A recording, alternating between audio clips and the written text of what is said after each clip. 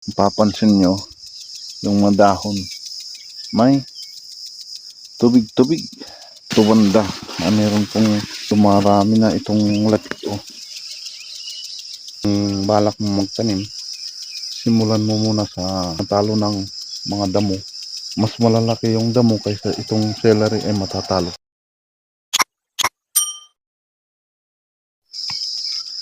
So ayan, good morning mga farming. Ito na po yung aking celery.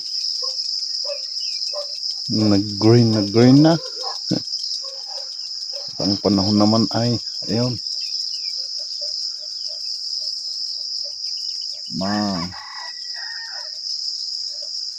mafag ang panahon. Yun doon sa ating baba, ayun yung ating shower or rainbird. Karating nga pala po natin. So tayo ay update dito sa ating tanim. Ngayon yung mga dahon talagang gumanda na, pwede nang ma-harvest. So yan papansin nyo yung mga dahon may tubig-tubig. Yan po yung naiipon na fog. Ayan tubig, nagtutubig-tubig.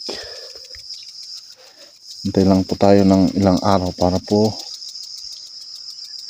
ang tawag doon, sipsipin niya po yung kaabono po natin. Kakalagay lang po natin na pataba. Sipsip po niya para po mas lalong gumanda, mas lalong bumata, lumaki itong mga sariwang dahon. Yan ayos.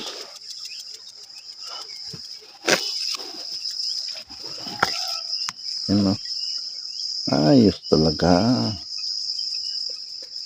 So ayun, ayos na po yung ating tanim. Baka mamaya ay papahigop ko yung nandun at ididilig ko para po mas lalong gumanda. Yan ang ating tanim. Ayan, dito banda meron pong dumarami na itong latito. Itong part na to sana huwag niyang mahawa lahat. Titignan pa rin po natin, kaya mas maganda pang yung kada umaga ay ating pong binibisita. Yan grabe, ganyan po ang sakit ng celery. Sa mga nagbabalak magtanim ng celery, yan, kapag ito tumama, yung sakit na yan nagsimula, ayan talagang buti nga ito ay malalaki na. Kapag titingnan natin na dumadarami na ito, kailangan po natin bunutin na. Yan. Ganun po kasi ang celery pag ito ay nagsimula na yung sakit, ay talagang hahamakin niya po lahat, walang ititira yun pag nagsimula na. Kaya kailangan po nating ma-spray, labanan po ng spray, o kaya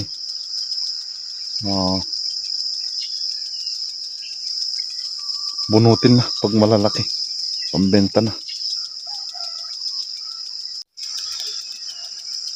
So ayan, kung balak mo magtanim, simulan mo muna sa kaunting area para testingin mo kung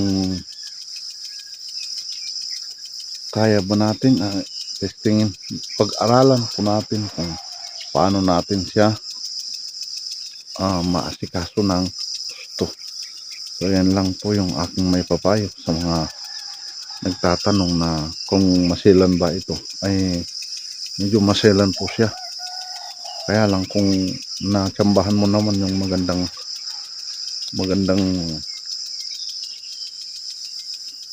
tiyempo ay ayos din. At saka sa pag-aalaga lang po. Ito pala ay tinatalo ng mga damo. Kung mas malalaki yung damo kaysa itong celery ay matatalo po siya. Kailangan po nito ang malinis. Kailangan ang tubig.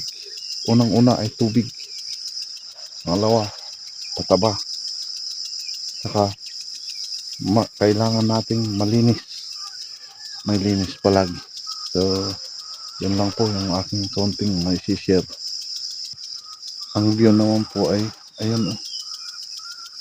Mapag na yan. Sana hindi masyadong mainit para makapag trabaho.